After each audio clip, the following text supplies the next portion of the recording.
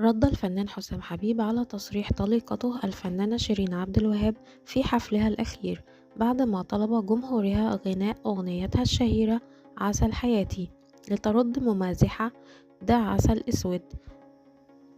ما دفع العديد من نشطاء مواقع التواصل الاجتماعي للتأكيد أنها تشير بشكل غير مباشر إلى علاقتها بحسام حبيب. وفي رده الأول على تلك التصريحات، نشر حسام حبيب على خاصية القصص الملحقة على حسابه الخاص بإنستجرام فيديو للداعية مصطفى حسني يتحدث فيه عن الأخلاق عند الفراق، وأرفق معه تعليقا قال فيه: